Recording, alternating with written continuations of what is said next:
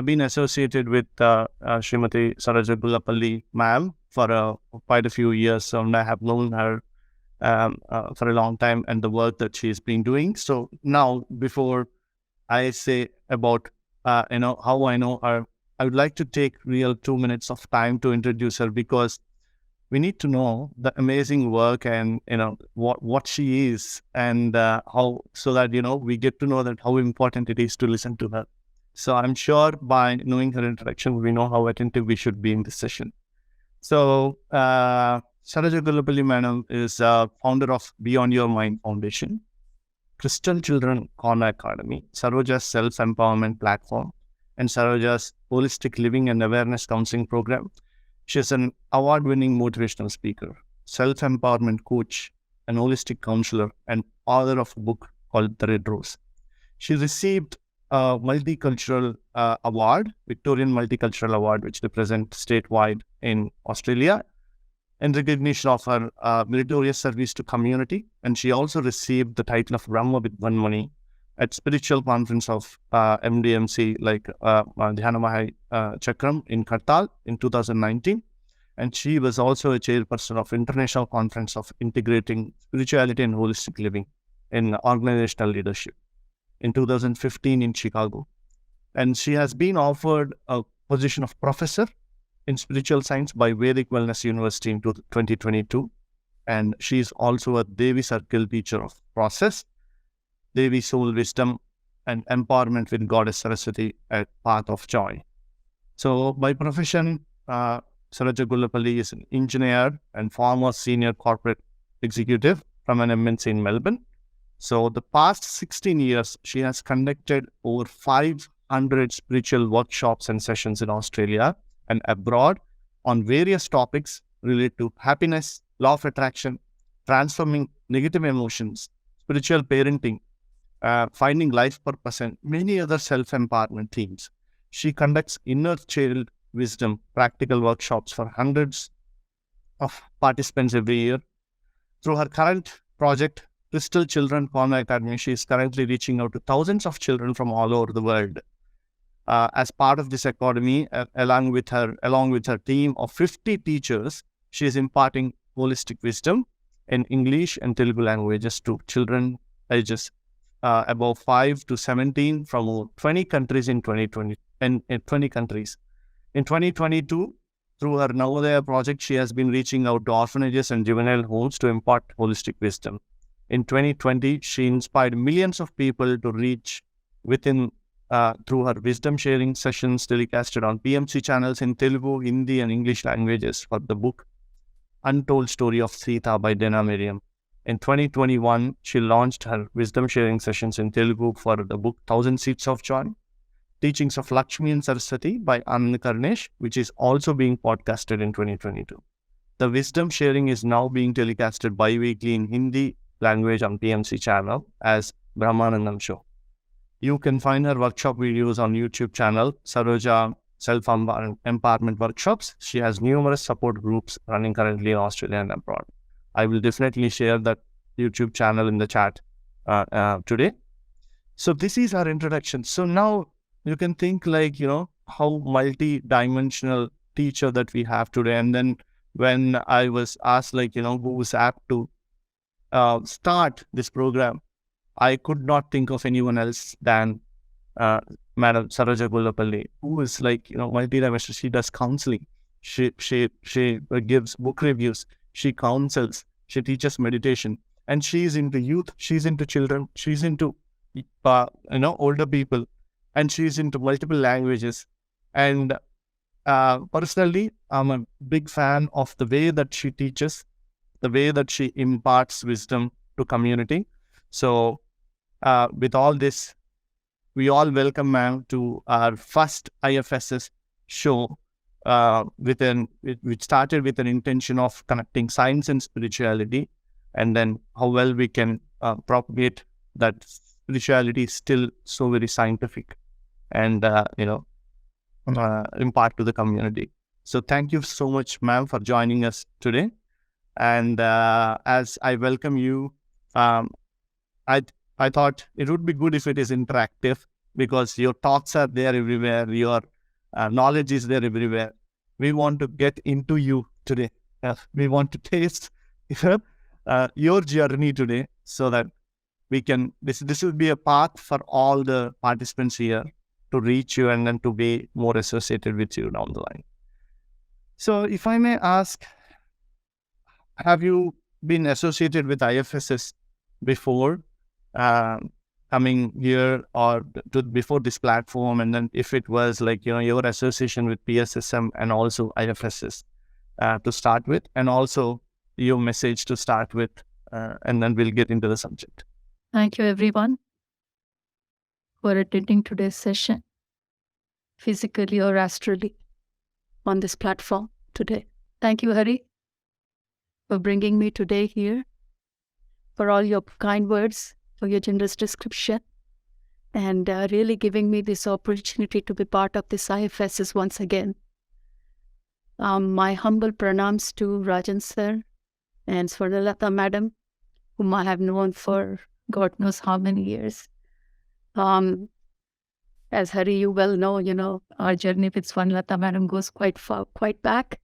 And Rajan sir, of course, Rajan sir and Girija madam, I have known them forever. Though Patri sir is not here with us physically, but we all know that his energies will always be there on any spiritual project, any spiritual work that goes on, either in this world or any other world. So again, once again, pranams to the founder of PSSM and the backbone of IFSS. Also, I would like to humbly give my pranams to Indu Jain madam, who has also been very instrumental in this IFSS. So, Hari, you have asked me my association with PSSM and IFSS.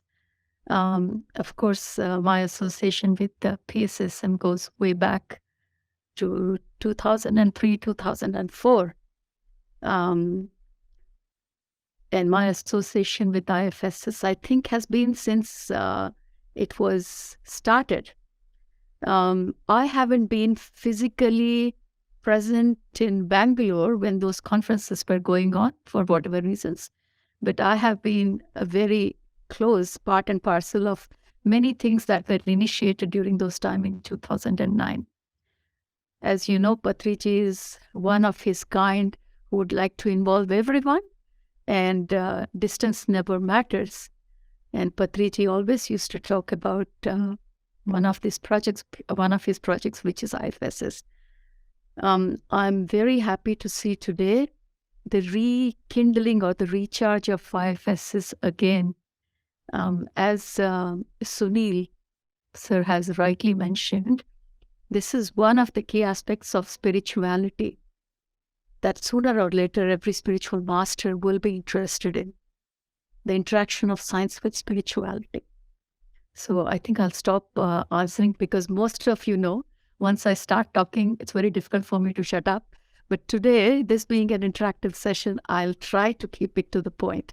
So yes, Hari, that's the answer to your first question. You've given a challenge today. Huh? I'll try to keep it to the point. No, ma'am. It's always great to hear you, even if it is a lengthy one. But yeah, definitely, we'll make it as interactive as possible to make sure that, because we would really like to know you more as well today. So to start with, ma'am, when I heard about your foundation called Beyond Your Foundation, it's very peculiar. It's not something like, not tagged to anything. It's straight to the point, street hit is what I say. Like, what else? That's what we all have been trying to, right? So can you please tell us about what is Beyond Your Mind Foundation, and also what it does, and what's this conceptual, and also what it is, Sana? Sure. Thank you, Hari, for giving this opportunity of let me explain what it's all about. I know today the topic is science and spirituality, but I'm going to start it other way. This name, I cannot take any credit for this name, Beyond Your Mind Foundation, because this particular message I got through my meditation as a vision. So yes, we are talking about science here. For many people, this is beyond science, But to me, this is part of spiritual science. When you get tuned, when your energy is tuned with this universe's energy, that is how it happens. You become the channel and you start channeling that energy that's everywhere. So yes, we will talk about it in more detail in a minute, but to all my viewers, this Beyond Your Mind Foundation name, I got it through a vision in my meditation. And the moment I got it, it's like the penny dropped. I was looking for a name that was meaningful, and I did not want to do something that was just because these words are more practical, these words are more familiar to the people. Familiarity comes over time. So that was not my criteria. My criteria was something that if people hear the name, the message should straight away go into their heart. And when this Beyond Your Mind Foundation name came into me through my vision in meditation, I thought, what better can it be? Because at the end of the day, the first basic practice every spiritual aspirant starts is through contemplation, which is meditation. And what is the process of meditation? It is trying to go beyond your mind. Emptying your mind means going beyond your mind. And I was like overjoyed. Yes, this 3 words captures the whole world of a spiritual aspirant. So that's how we came across this name. And going forward with this Beyond Your Mind Foundation, this name happened to, before that, I used to call my platform and my workshops with Saroja Self-Empowerment Platform. But this is just before Corona that we were, again, today is a spiritual scientific session, but it's going to be starting with very abstract concepts, and then we will bring it back to science. Of course, I haven't forgotten the agenda today. But honestly, this is just before Corona or during Corona starting, that universe was sending us messages in form of instructions, in form of intuition, that we had to start an academy. Again, in my introduction, what Hari sir has said about the Crystal Children Corner Academy that we run from this Beyond Your Mind Foundation, again, masters, I cannot take any credit because A to Z was given to me in this vision as I sat in the meditation, telling me what to do, how to do, where to do, how, where, why, everything was given. And all I had to do was just roll it out. But the question was, do I trust or I don't trust? This is where science comes. Now, we all have choices, masters. You can trust or you don't trust. Every part of life, we have free will, we have choices. Now, because the topic is science today, each one of us, whenever we come to a junction in life, whether we trust or we don't trust, whether we have faith or we don't have faith, this is where the science comes in between. For people like us, our generation people, I know, Hari, I'm a bit older than you, are older than you, but still, I would still call all of us in one generation because this is the generation who is neither there nor here. One generation before us, they went by faith and nothing went wrong. But now we are a sandwich generation that would like to believe in things at the same time we also want science to back it up. Have you ever thought why? Because when I say sandwich generation, we're in sandwich between 2 generations. One who were happy with their faith, but the next generation who would start asking proof for everything. So we are the sandwich generation who has got the responsibility to bridge between 2 generations. And hence, alone faith doesn't do the job, though it does the job in your heart. But if you have to spread this meditation, to spread this spiritual knowledge into the next generation, that is when we start equipping ourselves with a little bit more than hypothesis. Now, this is exactly where this concept of Crystal Children Corner Academy, I'm continuing with the question what Ari asked, that as part of Beyond Your Mind Foundation, what are the things that we started? So the Crystal Children Corner Academy that we picked as part of this Beyond Your Mind Foundation, that was basically for the next generation, for children. Children starting from 5 years old to 17 years old. As we later will cover, children below 5 years, they really do not need any coaching. Later, if I happen to come across that question in the interaction session, I will definitely cover, but I'm trying to keep in the topic, is 5 to 17 years old. That is where we realized that whatever concepts we are going to tell the children needs to be backed up with enough support, enough experiments, enough evidence. Now, one thing we all need to understand, every science starts with a concept. Every science starts with the art. What is art? Art is a thought. Art is a concept. Art is an abstract. So you can never separate art and science because art is the backbone of science. So if anyone comes up with concept and ideas, don't brush it off saying, where is the evidence? Evidence will come eventually. And that's what we teach children. To the extent that we can give them scientific evidence, we do. To the extent that we can back up with all the science, we do. Our teachers go through so much of reviewing, reading, just to make sure that all that information is provided to children. But as part of this question, one thing I wanted to really throw at the audience was, if an abstract is not backed up by science immediately, we need patience. We need patience and we need faith that that abstract thinking in spirituality that we have will definitely be backed by science, even though there is a gap in time. Now, you all may wonder why. Because all these science concepts that we are talking about is coming through our mind. Our mind has a limitation. We have different parts of our mind: conscious mind, subconscious mind, unconscious mind. We hardly, barely touch the subconscious mind. Unconscious mind? Never. But we live our life from conscious mind, and that conscious mind has limitation.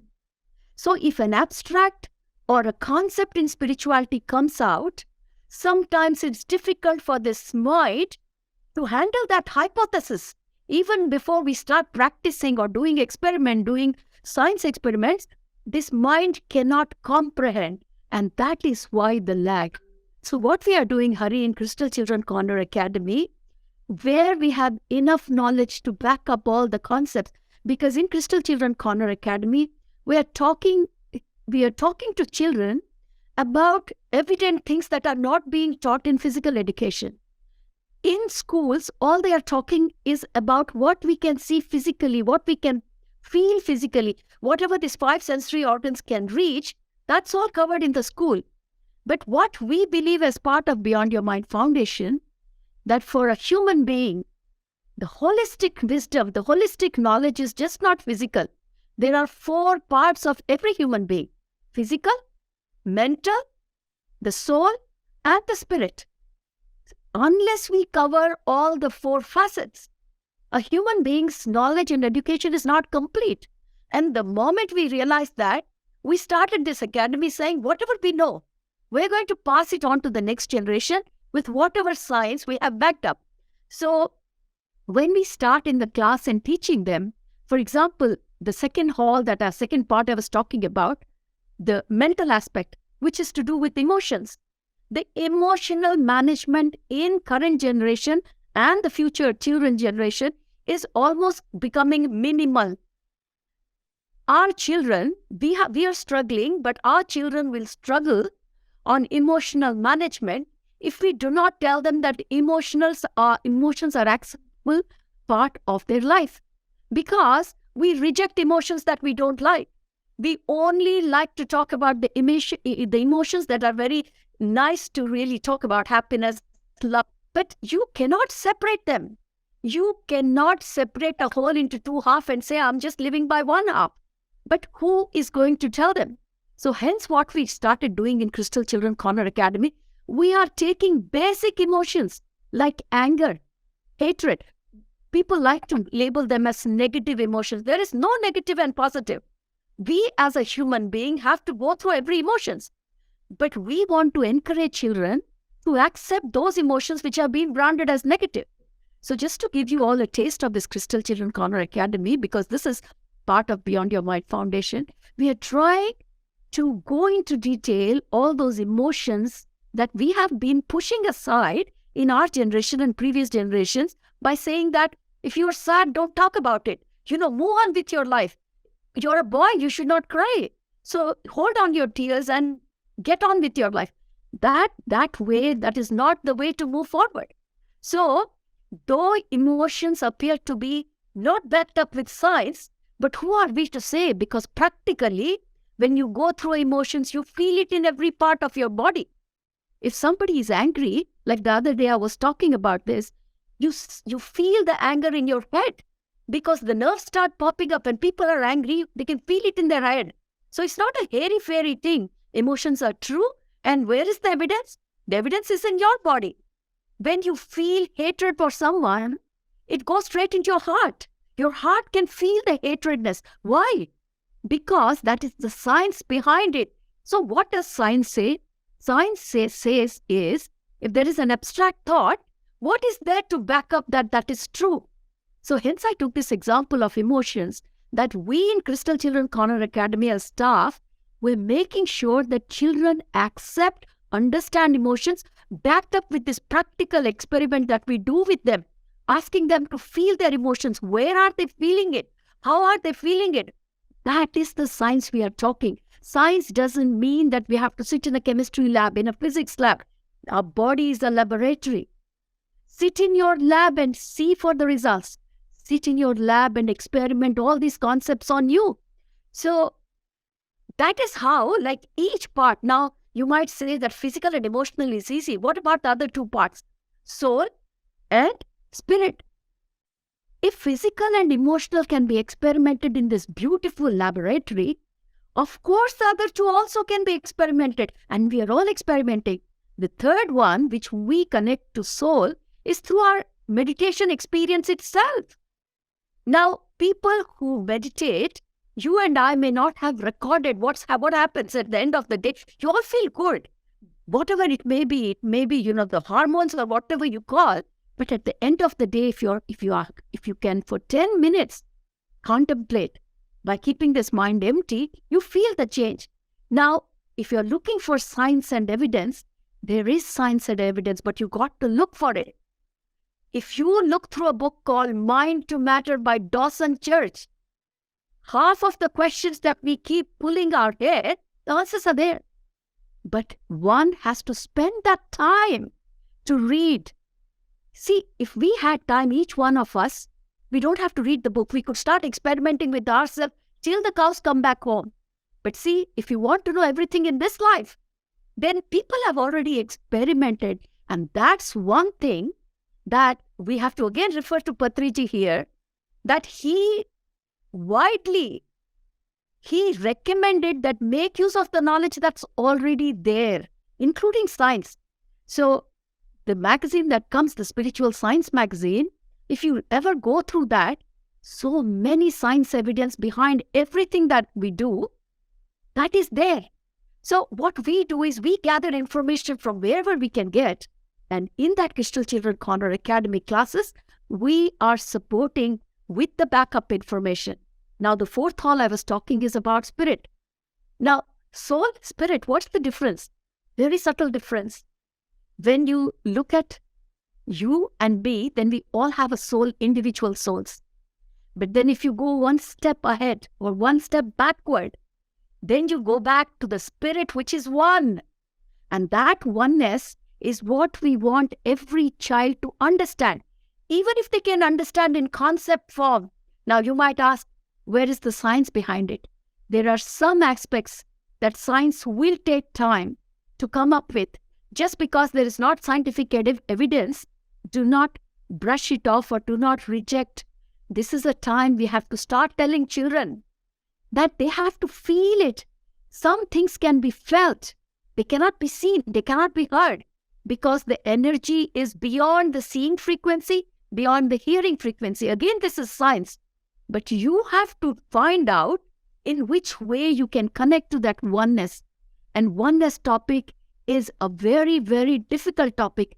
I'm quickly covering these topics of the Crystal Children Corner Academy because I want every parent here to know that these four aspects in life are very important. But when we come to the fourth aspect of spirit, giving evidence has been a challenge even to great saints.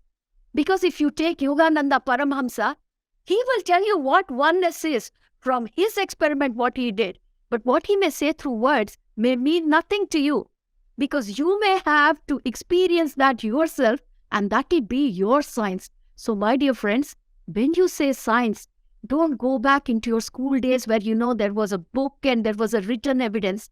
We are spiritual scientists.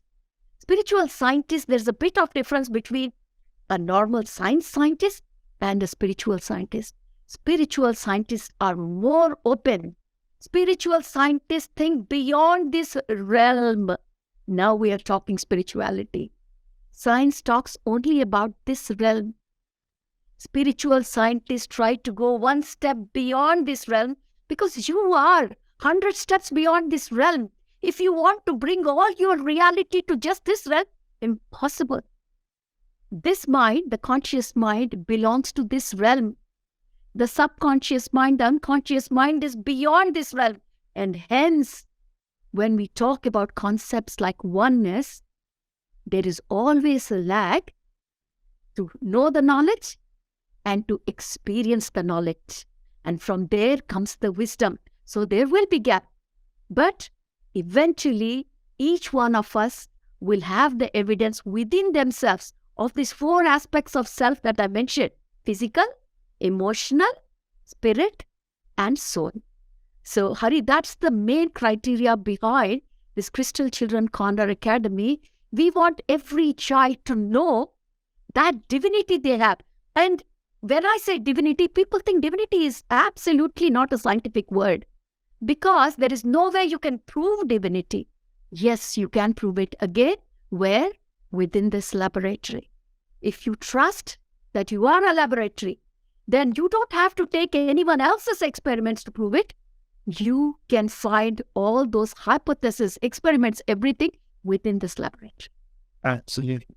That's what else I can say. That's so beautiful, ma'am. I mean, the work that you're doing in the space of children, and that too, imparting the knowledge that you just outlined, like, you talking about spirit and soul to children is just too amazing. Because what else at that particular age, at that small age, if they can understand these concepts and bring those things inside.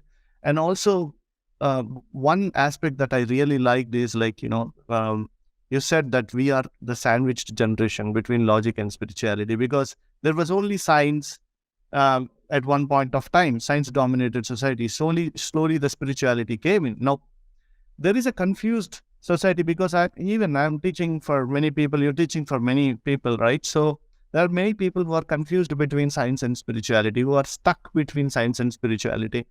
But it is our responsibility. It is not the time to be afraid of or get confused, but it is our responsibility. And that is what IFSS and we are all doing. So when you said that, yes, we are the spiritual scientists, and when you teach children, right, the society is so dependent on the logic right now. Okay, so getting people away from the logic is really tough. First of all, what is logic? Because I have seen very few people talking about what is logic. Everyone is logical, okay? And we talk so much about spirituality and tell about spirit, soul, and everything, okay? But I think people need to understand what exactly is logic, and then where it is originating from. Is it real? How authentic it is, and whether we should rely on logic at all. So, and what's the scope of logic in our lives? So, if I may ask this, like, if you can throw some light on the logic and reliance of our. Yeah. Hari, this is where we as spiritual practitioners struggle.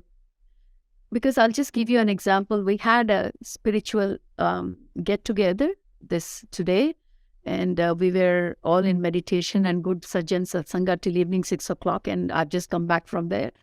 One of the things that one of my friends, or BYM family member, was telling me, that whenever I try to explain about the spiritual path that I'm on, and how it's improving my life, to my 2 friends who come to my place all the time, I get those cynical looks. I get that ridicule from them. And though they may not say it directly, but I can see in their words in different form. So I started with this because this is what puts off people. This is what puts off a spiritual aspirant. And I told her, I said, you've got two choices. See, life always gives us two choices, simple two choices. If you're working in zero zone, which is working in void, you have infinite options. But we being mind masters, generally we have two options for everything. So I was telling her, you have two options. Either you ignore what your feedback you're getting, and if you still want to keep on hammering them, keep hammering them with your concepts, no problem. Or second one is wait for their time and just sow the seed and let them come back to you for more information. The reason I'm kind of pointing out this example is logic and spirituality. People think they don't match. It is not so. The problem is, it's a very funny scenario that we are in. I do not want to blame any country or any culture, but me being origin from India, the way we have been brought up is many concepts, many truths about life, and I never had doubt. And I had complete faith. I never asked any question, why so? Can you show me evidence? If my mother would make me sit and explain things, because my father used to read Brahma Sutras, and he was a quite philosopher thinking, and so I would sit and talk to him, and the concepts he told us, like I would try to understand. It wasn't like I would hammer him with questions.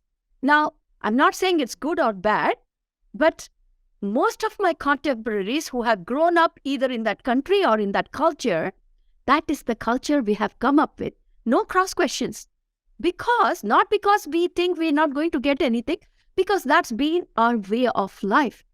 So, again, two choices. There are downsides and there are upsides of it. Upside is, we never had any doubts.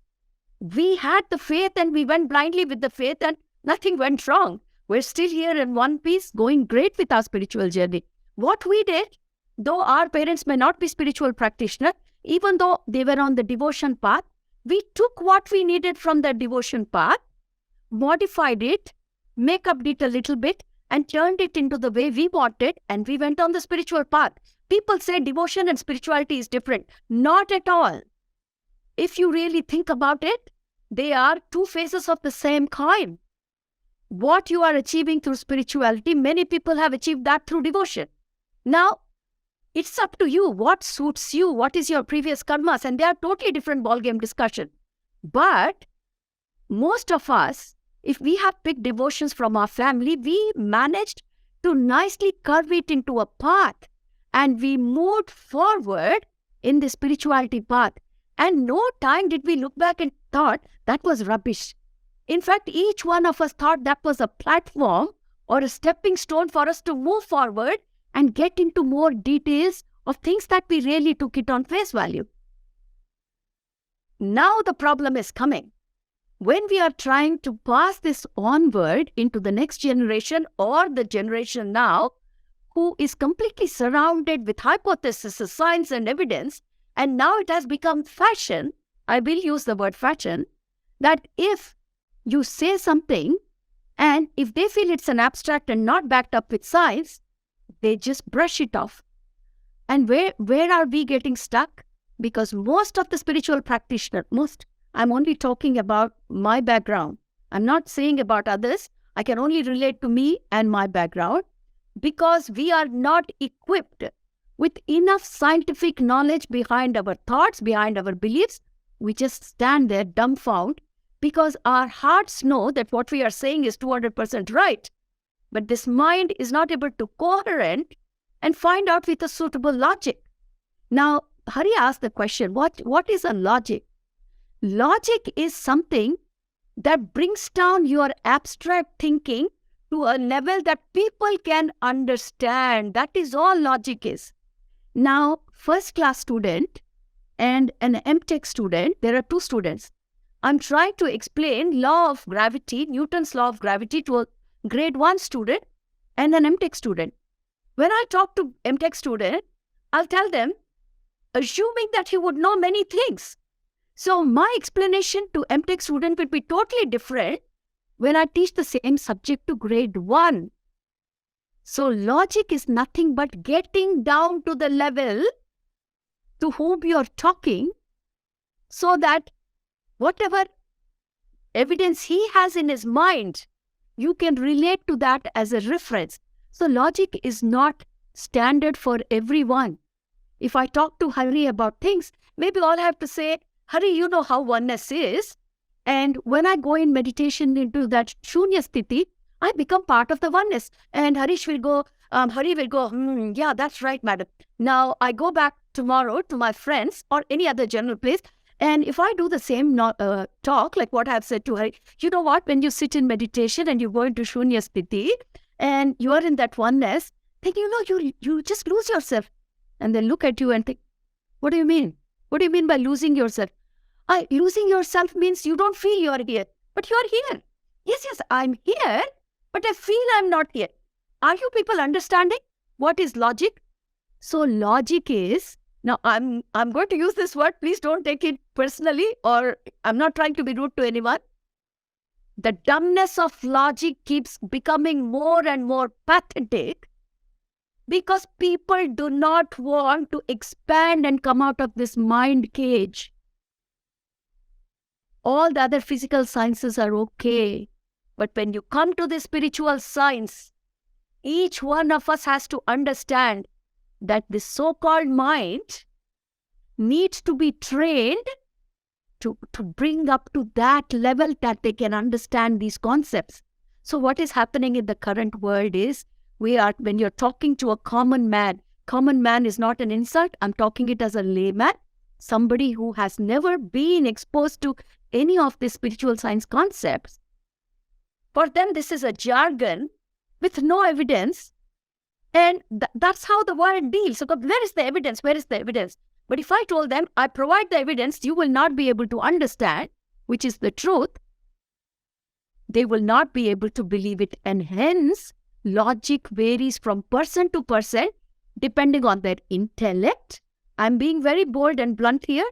Depending on their intellect, depending on their intention to expand their horizon. I may sit here till the cows come back home and keep explaining. These days, I'm explaining 1,000 Seeds of Joy. Ultimate Brahma Sutras, Upanishads. We have gone into origin of Vedas.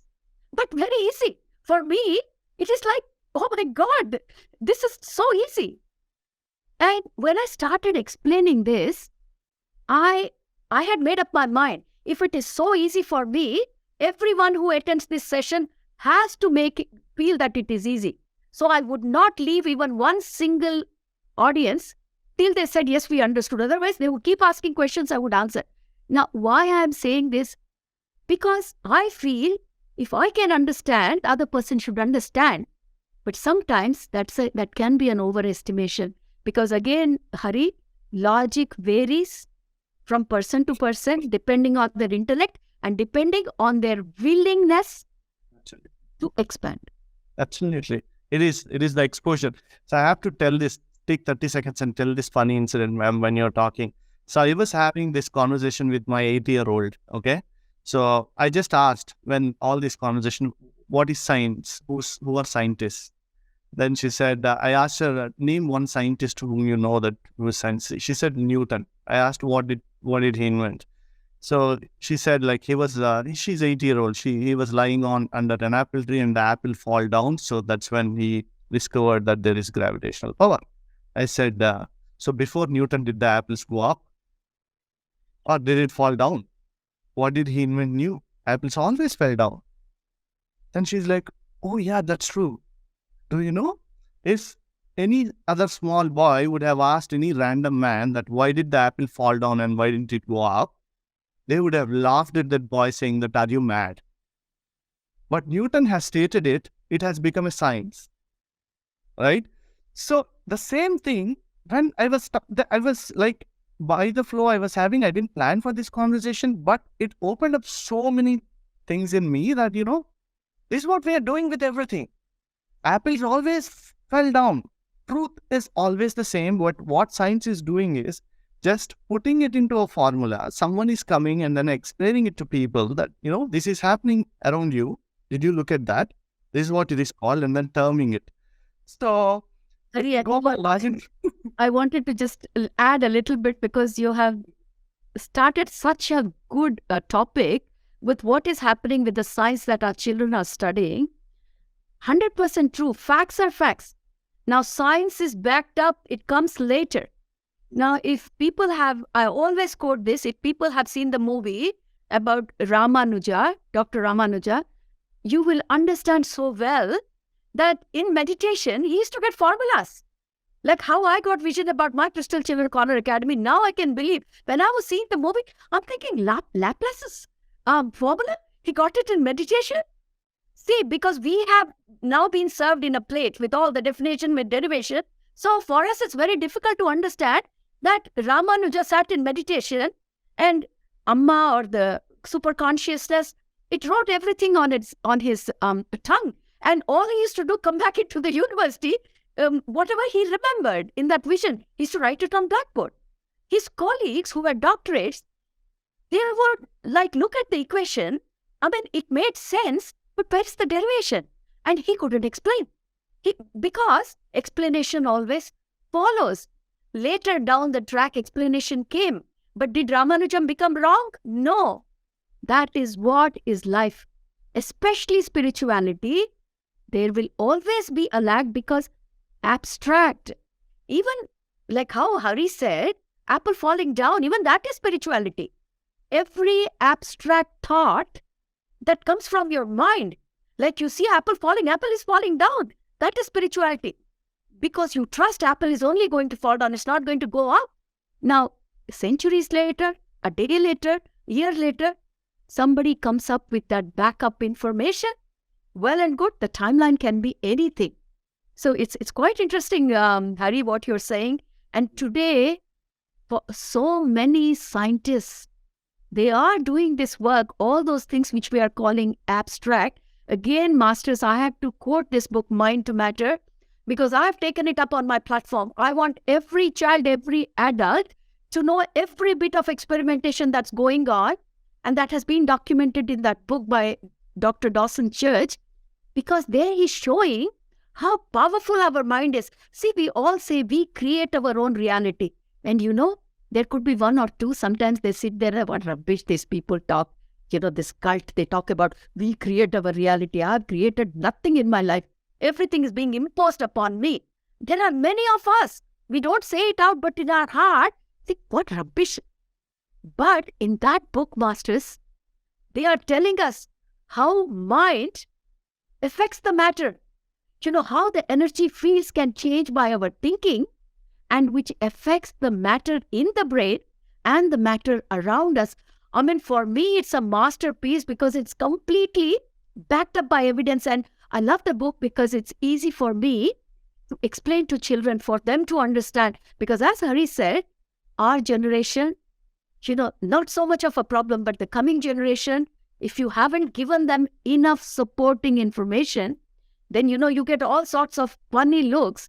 And we don't want our children or our surrounding environment to be put off by spirituality, because, as I said this morning, this is the main route. This is the main route. Rest everything, your job, your family, your children, your wife, your husband, your house, your car, byproducts. You're walking along the road, byproduct. A car comes, a house comes, a wife comes, children come. Main route is this. But if people are getting put off because the scientific evidence has not been attested to abstract, then it is our responsibility, each one of us, as spiritual aspirant, to do enough reading, to discuss, to talk, to share wisdom as much as, because if I read a book, this should not be limited. There could be many people who don't read book. Make use of every platform that you have. If a light bulb goes on, share with everyone, because everyone should share that light bulb moment. I mean, I get very passionate about it, Hari, because this has been my learning, as you always know. If I learned A, the next day I would be sitting with you people and talking about Immortal. You know how excited I got when I read the book Immortal, because I thought, wow, it teaches us how we can shape our life by our thoughts. And that's what excites me. Spirituality is a subject that should excite. Our ancestors have done it otherwise, They went to a phase where every excitement has died down in their life, vanaprastha. But no, actually, spirituality excites because it shows you all those faculty which you thought were dormant in you, but they are not. You can awaken each one of them. Well, that's really pretty good insight about it. So we were talking about books, ma'am. So what do you think, or what role does books play in the spiritual progress? Because, see, now we are going to introduce many spiritual organizations through IFSS. I have been through some of the spiritual teachings where we should not read any books. We should not even share experiences. And to the extent that I have heard that we should not have any experiences, cut the experience, okay?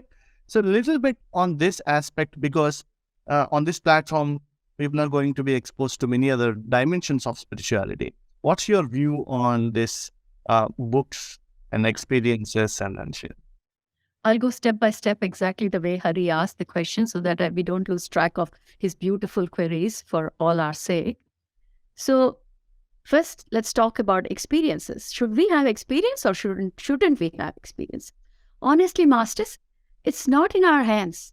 We are not the one who really decide, at least after coming into this life. Our decision making almost gets all finalized before we come into this life. We all know about our divine plan and our main route of experience that we have come for.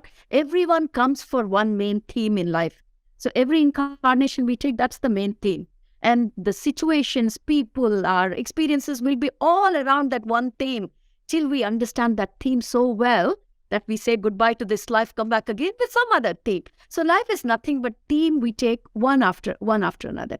Now, when we are talking about experiences can be anything. Experiences can be vision. Experiences can be psychic powers. Many amongst us, once we have gone into the path of spirituality and meditation, not that we wanted it or we didn't want. Honestly, everyone likes to have a little bit of those experiences when you start, because that's like a kickstart, a booster for us, because that tells us, yes, you are on the right path. So nowadays, everyone asks, Madam, I'm not getting any experiences, but not anymore, because I don't let them ask that question because I've answered that enough. But here, because we have a discussion, psychic powers do come. It's not that it should not come. If they are coming, then there's a purpose in your life why they are coming to you. If somebody else is not seeing any vision, is not having any experiences, because he or she does not need it in this life, life is such, you will not get anything that is not required for your spiritual evolution. Full stop. So today we are starting with the topic. So my request to everyone who is here today, if you do not get any experiences, any visions, no astral travel, nothing, very good. That means your life is very simple because you do not need any of this. Now, for those people who are getting it, should they get it or shouldn't they get it? If you get it, well and good. There's a purpose which you will know very soon. But the only thing one needs to be aware, caution, is once you start getting the psychic power, do not let it go into your head. What is going into head? Head means there is a beautiful thing called ego in our mind. The moment you start seeing beautiful colors, vision, don't think you're superior to the next meditator because he doesn't get anything. This is just a basic thing we all need to keep in mind. We do not step on a spiritual path for psychic powers. Psychic powers are byproducts. See, like how we were saying, our main route is spiritual evolution. Okay, while we are on spiritual evolution, there'll be a lot of sidetrack things. Let's not get entangled in that and just stop. If you're getting visions, well and good. Just go ahead with it. Whether they are good or bad, nothing is good, nothing is bad. It simply is. If you are getting these kind of sensory or whatever it is, just go through it. Don't make it that, oh my God, yesterday I sat in meditation, I got beautiful colors getting in. What the hell I'm going to do? No. Every day is different. Every second is different. Every minute is different.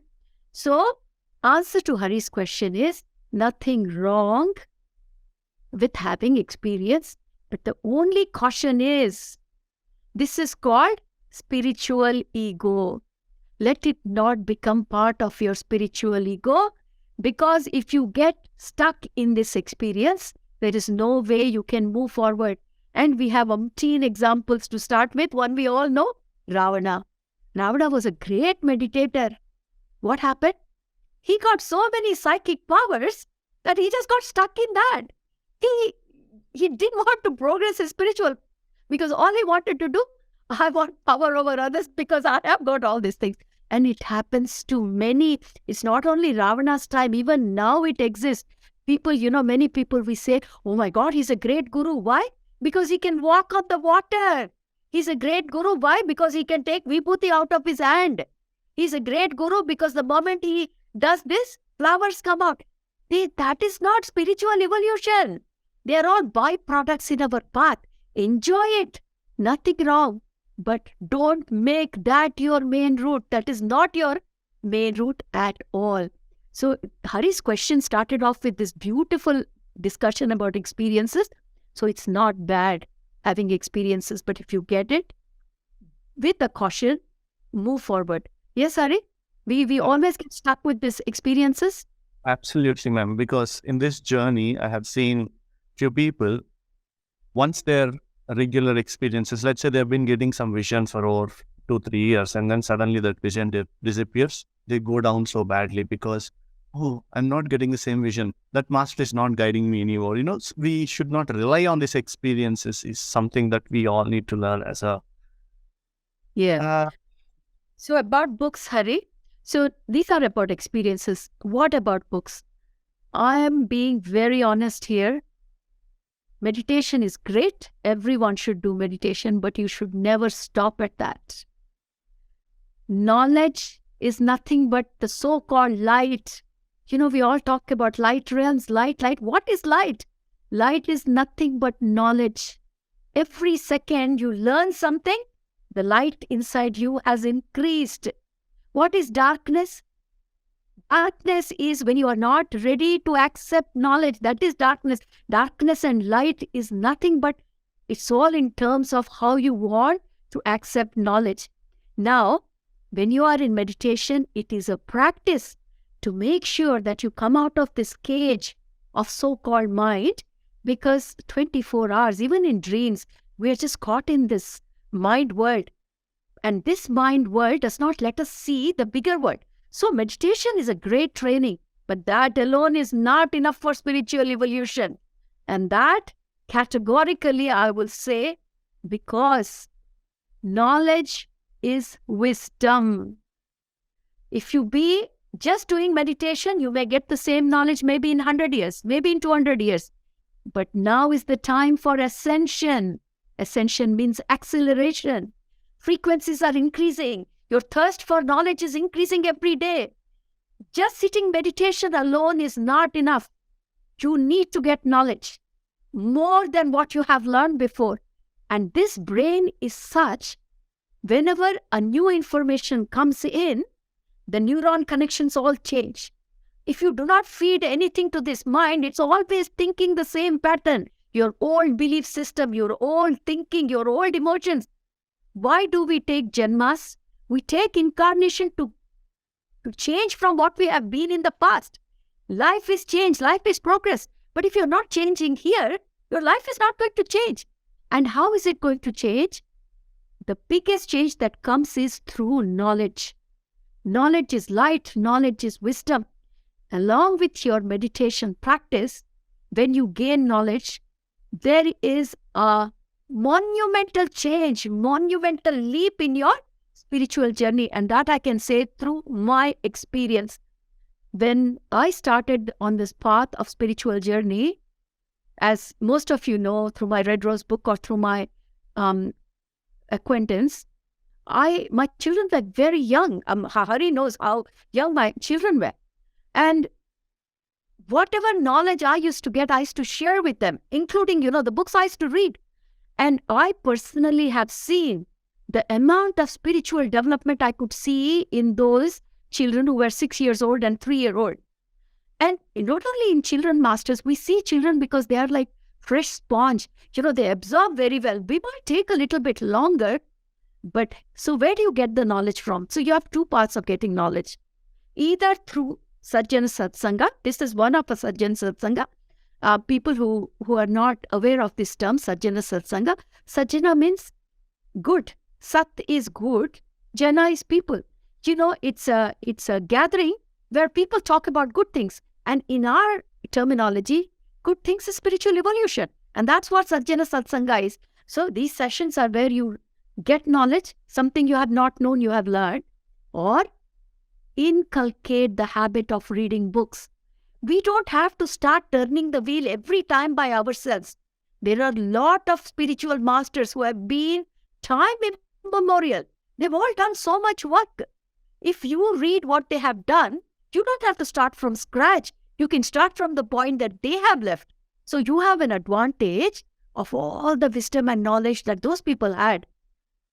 We coming from a country which is so enriched in India in spiritual knowledge, Vedas, Upanishads, Brahma Sutras, we won't touch it because, oh my God, it's in Sanskrit.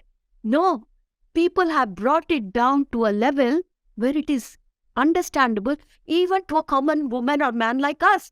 So coming to books, Hari, I personally feel for spiritual evolution, spiritual progress, meditation is important, discipline is important, but in that part, books play a major role. Either you read it yourself or you read it through somebody else. Thank you so much, ma'am. On that note, can you suggest any few books that you can think of which bridges spirituality to science? Because this is specific to that. So there's so many books that I know you can, but Mind to Matter is one beautiful book. Definitely we take it forward. So are there any other important books must read? Yes. One book that really changed my life, Masters, is Power of Now. Power of Now is a research document. It's a research paper. It should be called as a research extract, honestly. The way, and that's written by Eckhart Tolle, Echarttolle. Hari will put it in the chat. The Power of Now is a magical book that explains everything with backup information, with experimentation, with same logic being applied on so many people to understand how things work, how this present moment changes our life. So I would recommend everyone to read that, Power of Now. And Eckhart Tolle has been one of my favorite authors. So The Stillness Speaks, that's another scientific book. Absolute wonder that is. And along with that, one of the books that I would like to, which we on our platform we talk all the time, is Joe Dispenza's Placebo. Absolutely wonderful. But you need to have a lot of patience because some terminology can be quite hi-fi because it's a medical doctor who has written it, but it's not that difficult.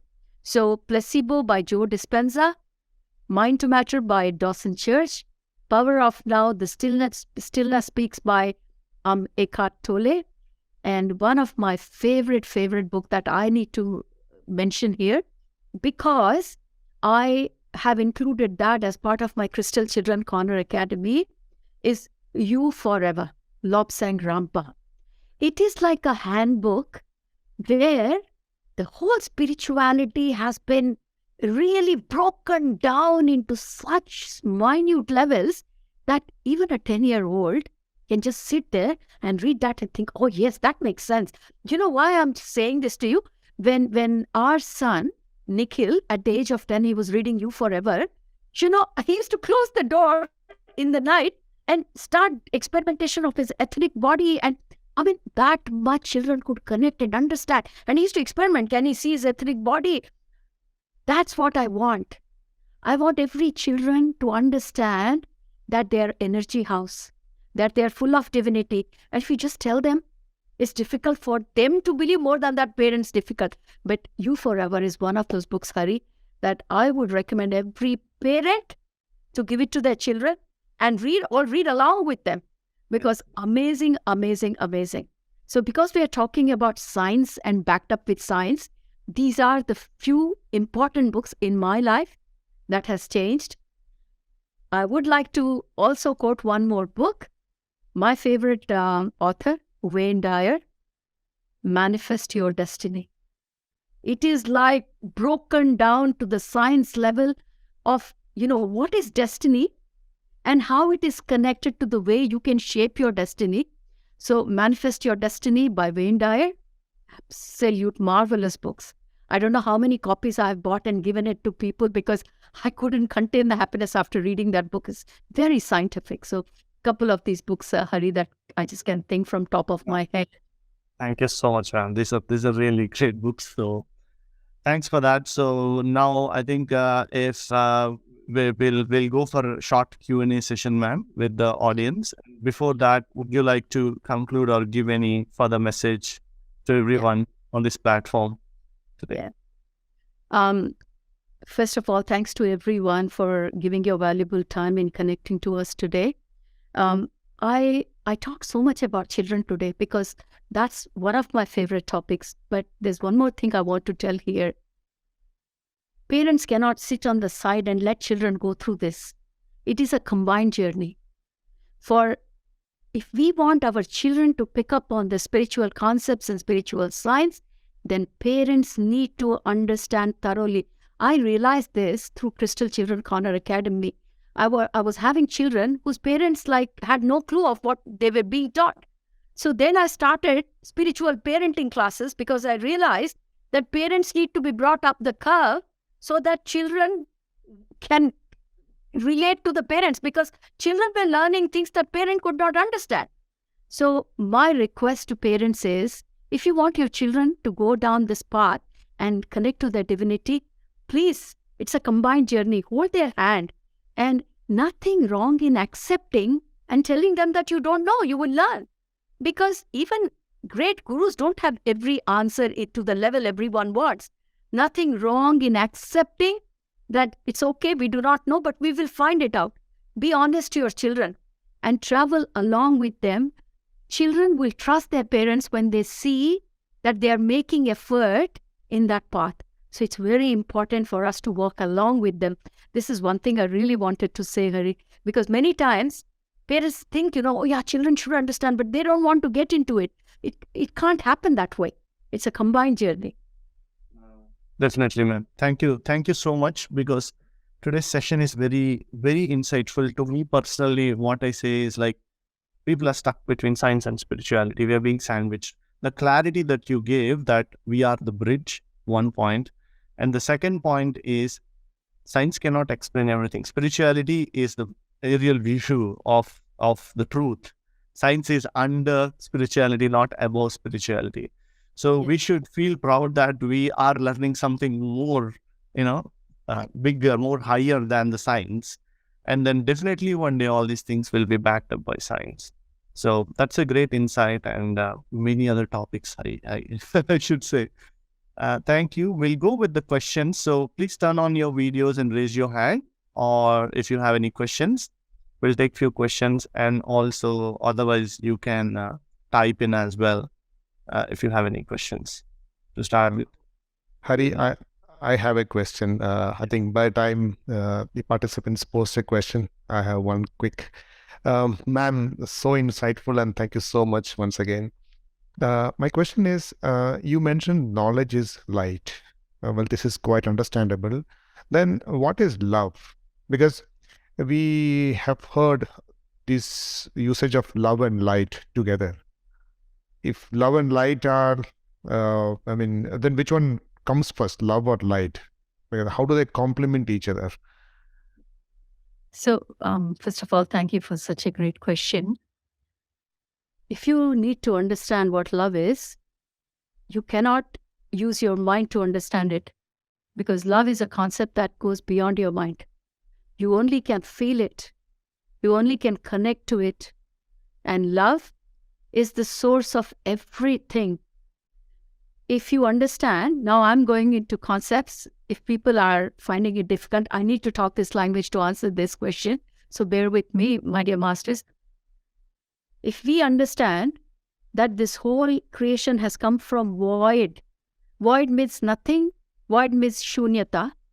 If the source of everything is void, then the cause for this creation is love. The source of this creation is love. It is only through that love that what we see today and what we do not see today, that means visible creation and invisible creation, the source is love. So light comes later. The love has to start first. And every form of energy that you later see is that transformation of that beautiful love that comes out of that void. So light, sound, these are all energies that are in the frequency of Panchendriya on this physical planet. But love precedes everything, visible and invisible world. That answered your question, Sudan. Thank you. So I have a question that came to me, probably I'll summarize. So how can one realize the mistakes that they did in the past, and also does our arrogance or ego showed in the past to anyone affect our future or our kids? Like, even though they haven't done the mistake, will it affect our kids or relatives or family as well? And probably how to break it. So I'll answer the second part first, lest I don't forget. We all come with our own karmas. Karmas doesn't come as a family package. Of course, you're born into a family, but you bring your own pack of karma. Now, your children choose you. So they're coming with their own pack of karma, and they are coming through you because their package will suit very well if they are born to you, that's all. So you lead your life, they lead their life, but you both are in the same house. That's all it is. Your path of karma, you're only joining for this life. So remember, it's like we're going on a journey and 4 people come and sit in the railway station because 2 or 4 trains have stopped. We don't have anything to do. We're all talking. And then once we get onto our trains, it departs. Now, influence, yes. Karma, effect, no. We all have our own karmas. Now, influence, is there an influence? Yes. Why? Because that's the agreement that you have with that soul. Now, we are getting into very intricate subjects. This is karma and agreements. So what happens when we take incarnation, we come up with our own blueprint, our own divine plan. We pick the theme that we are here for. Everything is fine. But we don't come alone. We know that we come as a social being. We'll be interacting with many people. Now, whoever are coming in our path, they could be our spouses, they could be our children, our friends. It's not a coincidence, not at all.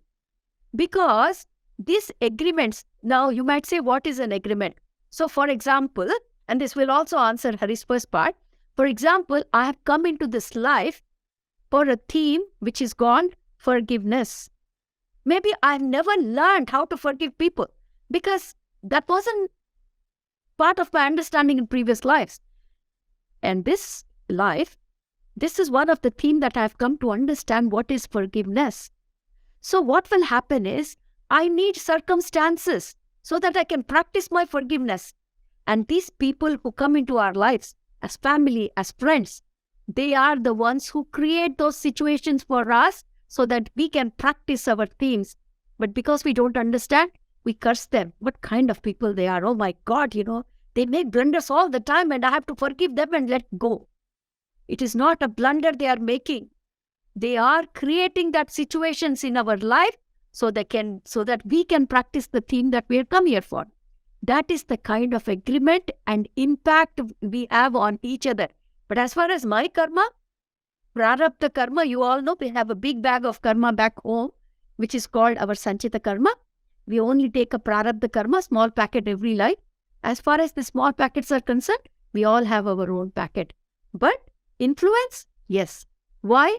Because we all have this agreement. Why we have agreement? Because it's a very funny thing. We have been talking about this. Most of us who are seeing each other, including you all, I have no doubts. Soul tribe. We are all part of a soul tribe. And what does a soul tribe do?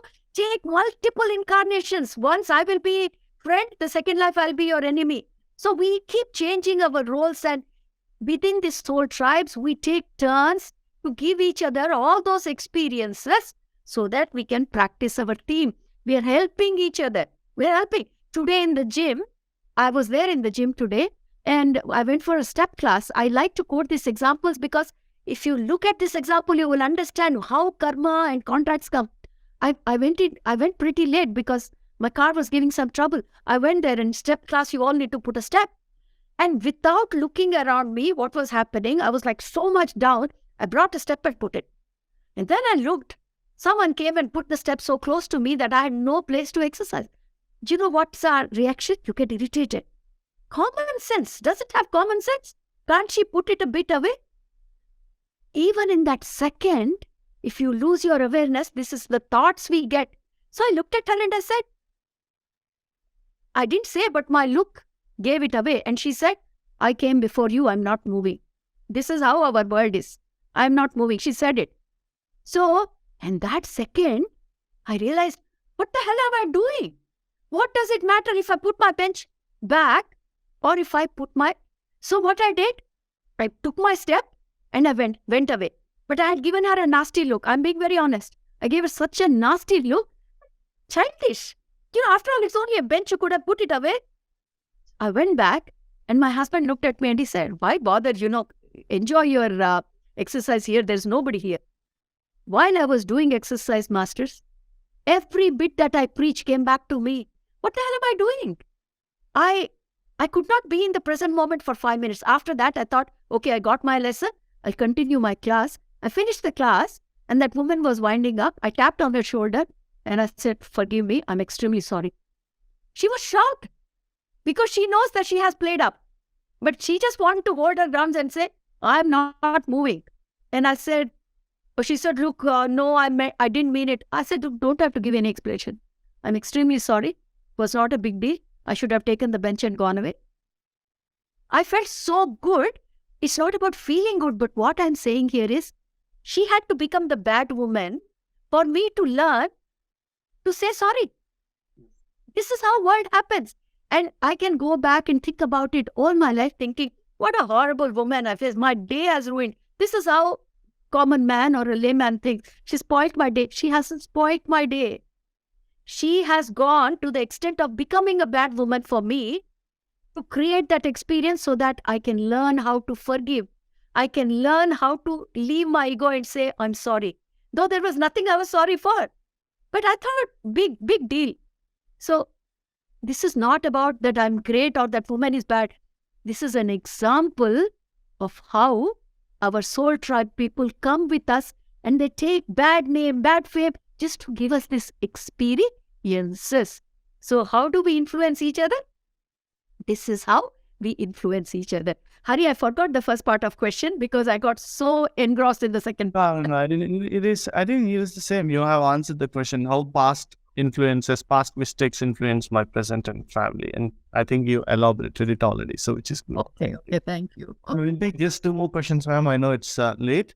So one question is, can spirituality be pursued as a course or a subject from any university, or is there a forum where we can connect to authentic researchers who have done research on spirituality? Yeah. So it's now, okay, everything needs authentication, you need a certificate, you need a course. Sometimes it makes me laugh. You know why? Because the world we live in, we want everything to be stamped.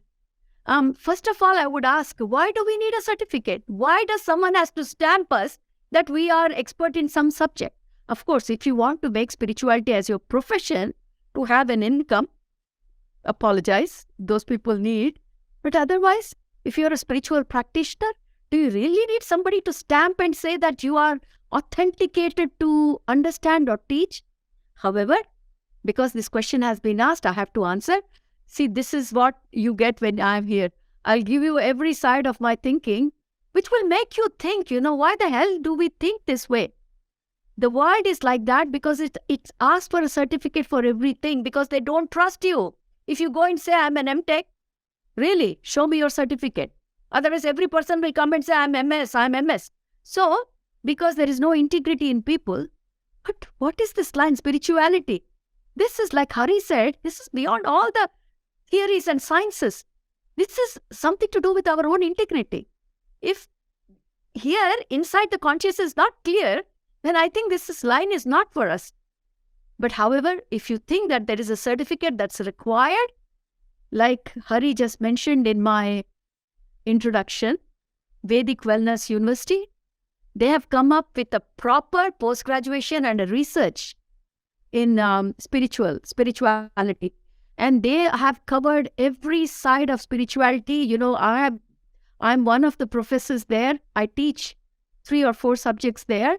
And I have seen their syllabus, and they have tried to do such a good job to make it a very comprehensive spirituality course. And the end of it, they give you like masters in spirituality, if that's what you want, a piece of certificate, or, doctorate in thing. But on that account, even I do it. Because when I have Crystal Children Corner Academy and children are studying, for parents' sake, after 1 year, what has my child done? Okay. Spirituality certificate, Crystal Children Corner, he has done this. But more than that, if it is not for any reason, then think about why do you need a certificate. If it's just for knowledge, then great. One of the things that I was telling even to Vedic Wellness University people is, do not give a comparative scores. It beats the purpose. It beats the purpose. The whole problem in this world is because everything is being benchmark competition. You are first, I'm second, he's third, he's fourth. People hate each other. The hatred has come because this competition has been introduced. So I had requested them, just give a certificate or just tell them they have passed or they haven't passed or what they have to do, but not to have this comparative scores. So sorry, a small question, but a big answer. Excellent, ma'am. I think that's a pretty good answer. I think we're good with questions, but I would like to say, yeah. Sorry, Hari.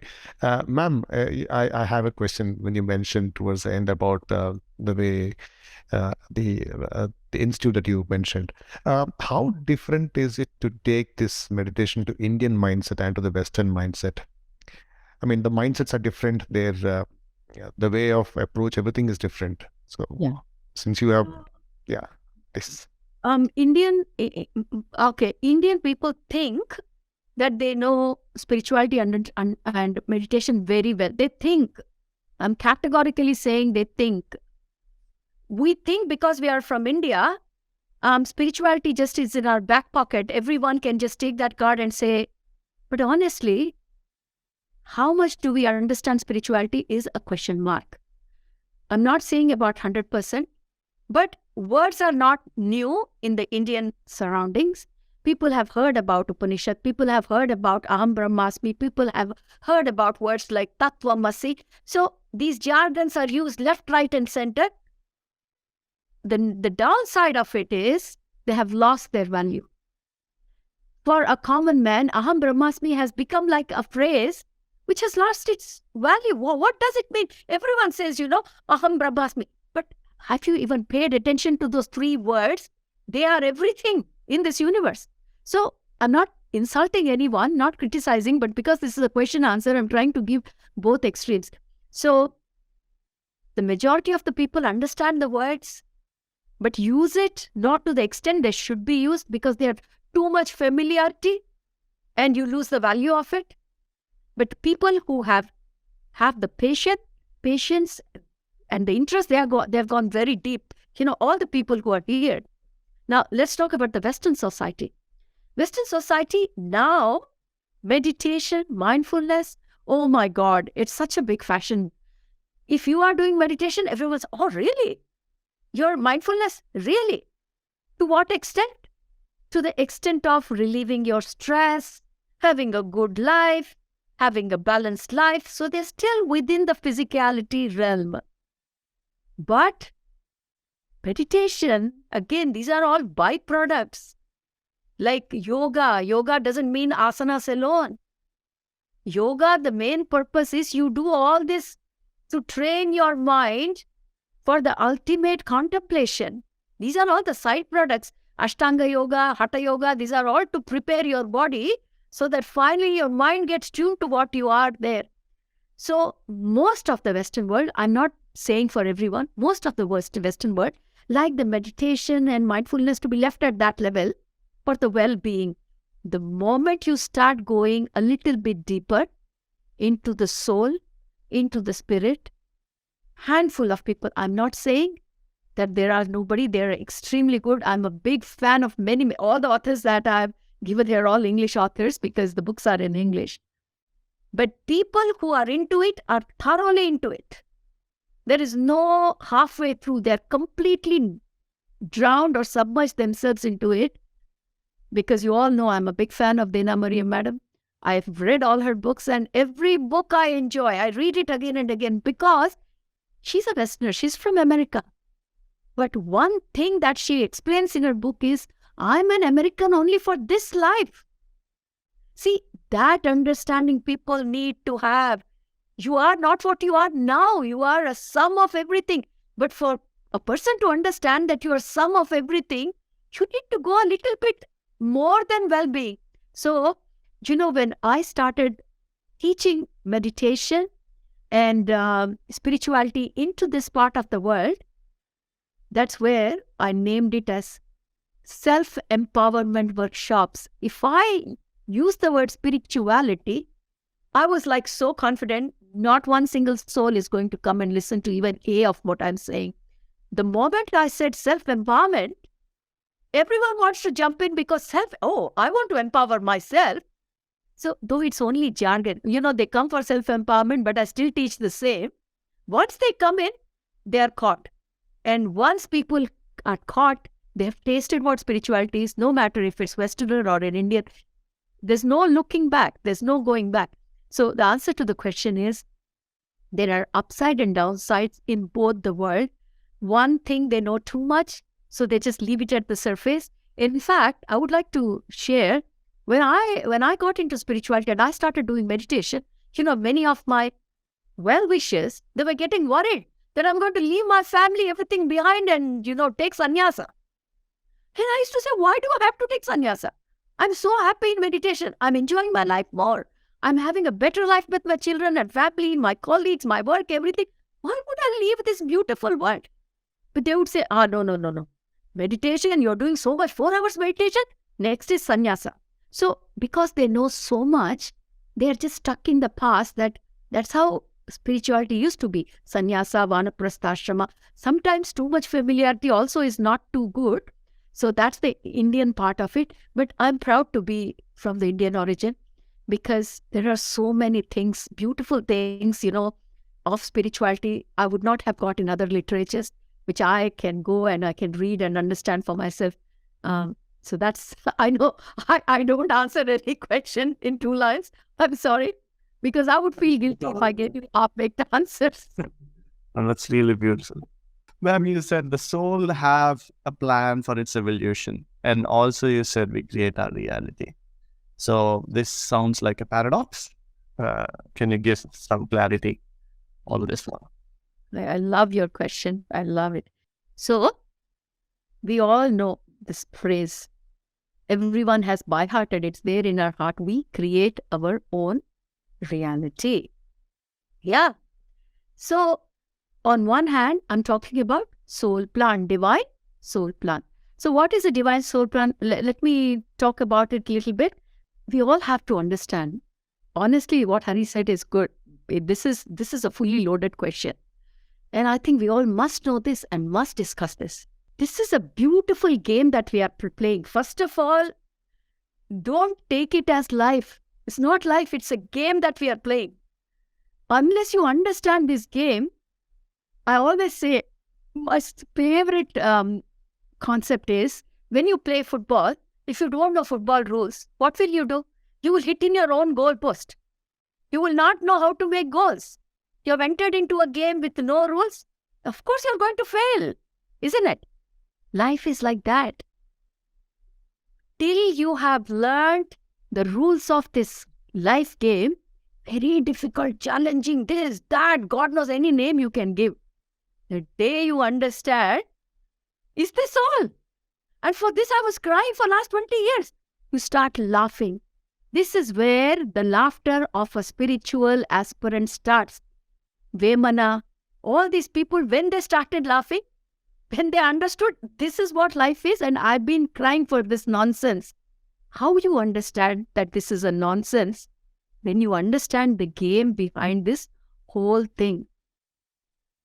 Your life, as it starts, I know you know the simple thing, but we have to start from a place where you know. This is one of the many incarnations. Incarnations means birth, janmas. In different languages, I'm giving you different synonyms. So, from the time a soul's journey starts, which we call cycle of the soul cycle. What is a cycle? Cycle means, cycle of earthworm. What do we teach our children? From the time the egg comes out, larva, everything, pupa, and then butterfly, you remember the whole butterfly cycle like that? Our soul also has a cycle, a big cycle. So what happens? From the time we come out of our parent Atma, what is that? Purnatma, higher self. From that time, the baby soul comes out, which is called Anshatma. We have absolutely zero, nothing there. No karma, nothing. And then baby steps, we start our series of incarnation. With every janma, with every incarnation, we pick a little bit more baggage. Yes, come on. Keep insulting people around you. Not only insulting, we also appreciate people. So positive, negative, everything goes together. So with that, we slowly continue our journey. Now, you have come to this life. Somewhere we have to stop and we have to talk about what Hari mentioned. Now, what happens is, after every incarnation, when you khel khatam, dukan band, you're going back.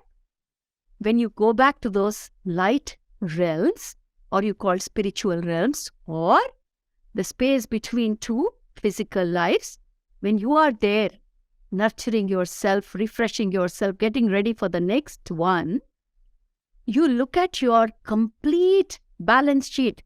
You all have bank accounts, isn't it? Credit, debit. You look at the big account for all the previous lives that you have created. And then you take a handful.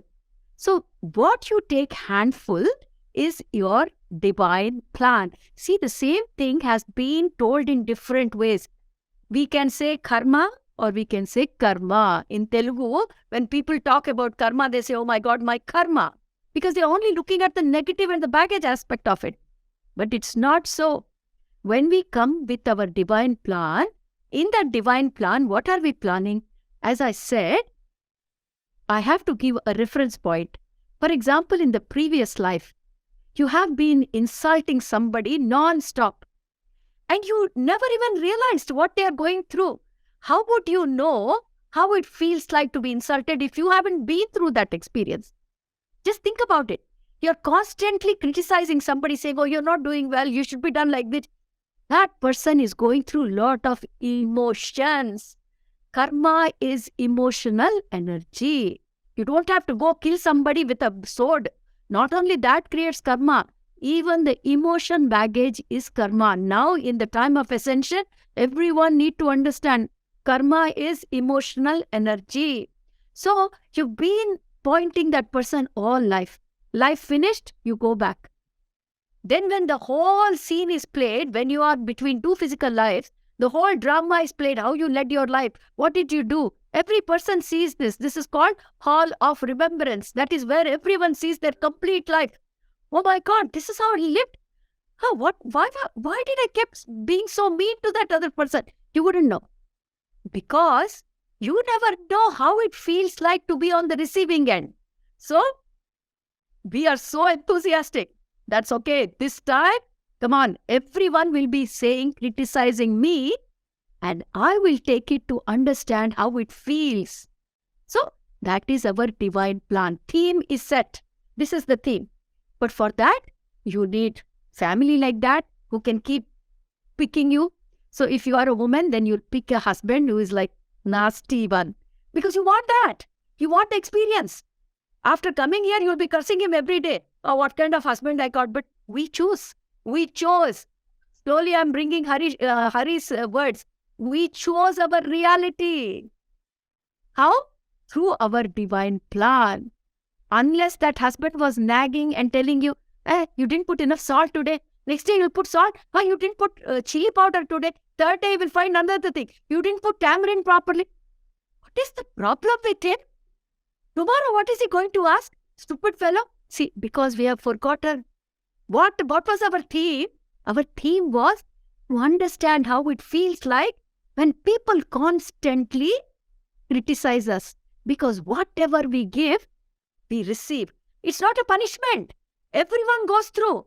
Everyone goes through every experience in this universe. Don't think, because I was so rude to them, now the universe is being rude. It's not like that. Universe is not mean to us at all. Universe will not even interfere in our matters. We are the universe. We plan our whole thing and now we create our reality. How am I going to go through these experiences? So, all the kind of experience that I want, like I was telling you, contracts, agreements with other people who will be giving us this experience. We are creating our reality, paving our path for next life. So we come here with a completely foolproof divine plan, blueprint, and people ready to criticize us. So, right from the time you are in the tummy, womb of the mother, ultrasound done, girl, father will be poking mother. I wanted a boy, you got a girl. But you can hear, nagging started right from the time you are in the womb. And when you come out, then 10 years later, 20 years later, you come to my inner child workshop. Madam, I have a block here because I can feel that when I was in the womb, I was unwanted. So we do healing. But what we don't understand is why did that happen? That happened because you chose your reality. You wanted that. You wanted that experience to start right from the time when you were in the womb. But when you come to my inner child class, you won't understand that. Madam, I have gone all the way back. Because when I take you through the journey, all the way back into mother's womb, you can feel it. Father poking mother and you feel that, you are unwanted. So then you will cry to get the emotions out. But masters, go one step more and think, why did that happen? Because you chose that reality. This is the connection between the divine plan and choosing your reality. So first divine plan, then you start picking. That's what you do in a drama, isn't it? First you write a script. Then you start picking the characters, the situations, the props, the drama.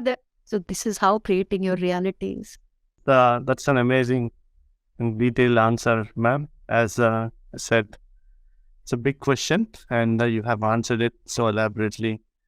Having said that, and just while you're answering, I was listening and then trying to write down what we covered. And it's not ending. It's not ending. I'm sure all the audience, we talked about mind, karma, science and spirituality, children, books, meditation and its experiences, creating reality, conditioning, logic, soul, spirit, love. Oh my God, it's never ending. And this 1.5 hours of time is so, enriching that we have covered so many things. And I'm sure we have to watch this recording again and again to see the length and breadth of the, the topics that we have covered in this interactive session. And then it was so great to have you on the first day. And then it's like an encyclopedia. It's like an index for these kind of programs that's going to happen in our upcoming days, because we talked about many aspects of spirituality in this one. And as always, you are the best in explaining things, starting to a common man to a well-educated person. So we are so fortunate to have you on this platform today. And thank you so much. And then thanks, Sunil, and the great team who has been working on this, reviving this IFSS, and also under the leadership of Rajan sir, Swarnalata madam, and many other dignitaries, and Karthikeyan sir, who's leading this currently. So I thank each and every team of IFSS. Looking forward for many more such sessions. And then we are sure we're going to have you again. We're just saying that we are going to have you again, taking it for granted, man. So thank you so much. Thank you, Hari, and thank you, everyone. Amazing questions from Hari and as well as each one of you. And it gives me great pleasure to have this opportunity to have connected with you all. For whatever way I could answer the question, and hope this attempt of Hari and all the team goes great every day, and all the best to you all, Hari. Thank you so much. Ma'am, over to you, Thank you. Sunil. Yep. So, Thank you so much, Madam Saroja ma'am and Hari. I think you mentioned the vote of thanks very well, which I had prepared. Well, thank you so much, ma'am. I just cannot miss out one comment mentioned in the chat. I definitely want to read it out. Saroja madam is a perfect blend of love and light, a beautiful soul indeed. Thank you for your time, commitment to help everyone, for knowledge that shared and that you have been sharing. Thank you so much. Well, this is one beautiful comment, and I just don't want to miss out reading out that to you. Well, we have Rajan sir and Sonlata madam also amongst us. Sir, would you like to give out any comments on madam, Sonlata madam?